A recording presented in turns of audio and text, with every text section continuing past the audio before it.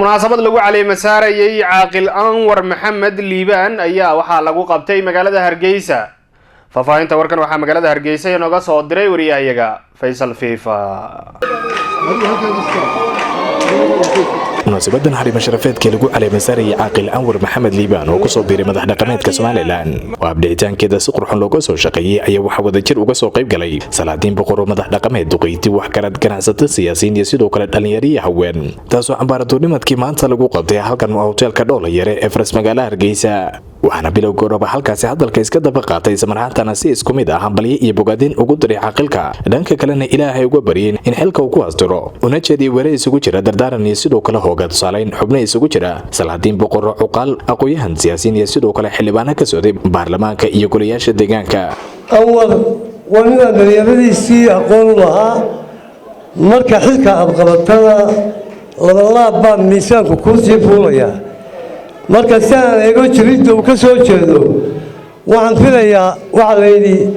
Soomaalidu waxay tiraa haweenka iyo geelaba waa la idraaca xitaa awrka loo reebay geela dee hasha dhashay baa lagu xisaabtamaa haweenkuna waa sidaas oo kale maanta awalow halkaad ka soo jeedo dee tuhun baa saaraa bilaash beeshu ugumay fiirsan ilaahay waxay kaa doonayaan kaa dhigo idinka muuqata inuu yahay nin la soo doortay oo ay caaqilnimadiisu buuxdo waxa jira caaqilo aan dee wadada saxda ah soo marin marka isagu hadda wuxuu haystaa laynkii saxda ahaa waxaan leeyahay xilka lagu soo doortay Ilaahay ha kugu asturo naqaana caaqil waxa laga dheefo caaqil waxa laga dheefo waan naqaana waxa laga dheefaa mar walba waxa lagu haystaa dambi aadan gelin waxa lagu haystaa maal aadan dhicin waxa lagu haystaa nin xun oo wax sameeyay caaqil meeshaad ku soo biirtay waa meel dhib badan munaasibadan aynu maanta isugu nimid ilaahay khayrkeeda hayna siiyo waxaan leenahay suldaanka jiif caaqilka la magacaabayna waxaynu leenahay xilka Allah kugu asturo inanka cusub ee ku soo biiray bahdiya dhaqanka ilaahay xilka loo igmaday ee beeshu u igmatay in ilaahay ku astureen ilaahay ka baryeena waxaan leeyahay kulay hadalka meesha yaalla waa duco aad iyo aad baan idinku mahadnaqayaa waxaanu sidan aan u yeelay haddaanu nahay beesha reer wacays xul baanu ka dhignay dhalinyarada inaanu dhiiri gelin iminkana waxaan leeyahay caaqilka sanadkii cusbaa ayaad ku soo beegantay sharaf iyo qiimaad mudanta walla sanadkii cusbaa eega halkaa ka qaado beesha reer wacaysuun maaha waa Soomaaliland oo dhan caaqil Anwar Maxamed Liibaan cilmi anu waxaan kula dardaarmayaa uu saddex oo inuu ogaado samir shayga samirka la yiraahdo waa shay qaali ah waxaan leeyahay Allah ka dhigo Anwar Maxamed Liibaan waxaan leeyahay kii dalka iyo dadka iyo diintaba anfaca Allah ka dhigo kii dadkiisa hagan Allah ka dhigo waa ku soo dhaweynaynaa waa ku ducaynaynaa waa ku garab galaynaa caaqilku maalinta uu ku soo biiray waa maalin qiimo badan waa maalin sanadkii cusbaa ee islaamku 1442 uu koob yahay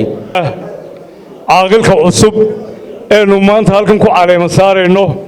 Anwar Maxamed Liibaan waxaan leeyahay ku soo dhawow bahda dhaqanka jamhuuriyadda Soomaaliland oo kaayel ilaahow kii dulqaad leh kaayel ilaahow rabbigood kii kitaabka quraanka iyo sunnaha rasuulka waafajiya shaqadiisa ilaahow kaayel ninku markuu dhaqanka ku soo biiro dadka horta ka waaweyn reerka waan la tashaday wax weydiiyaa ee ugu horeeyay taliska hore iyo maamulka waan wax ka weydiiyaa sidii loo dhaqmi jiray inta ka bacdi waa inaanu ninkaas uu noqdaa nin cadaaladda ku dhow xagga islaamnimada ku dhow waa inuu noqdaa ilaahay xilka maanta loo caleemasaray ilaahay ku asuro ilaahay kii dadkii dalka waafaca allah ka dhigo kii ilaahay cimrigiisa barakeeya allah ka dhigo kii ummadda isku soo dhoweeya allah ka dhigo ilaahay ha kuu fududeeyo hana kula garab galo waxaan hubaa oo aan ogahay Anwar oo ilaa iyo sidii horeba loo sheegay dhallinyaranimadeedii aanu meel wada joognay inaanu xilkan isagu inaanu soo doonanine uu yahay xilku mid isaga soo doontay oo ilaahay u gartay tolkuna ilaahay uu garansiiyey oo tusay ugu dambeyntiina waxaa halkaa ka hadlay caaqil Anwar Maxamed Liibaan isaguna u mahadceliyay kasoo qaybgalayaasha munaasabadda dhanka kalena ilaahay ka baryay in xilkan ku asdiro isagoo ku baaqay ka qaybgalayaashii kulanka in dhankooda ay ku garabsiiyaan shaqada uguna duceeyaan salaamaya uqaasha odayaasha salaadiinta siyaasiyiinta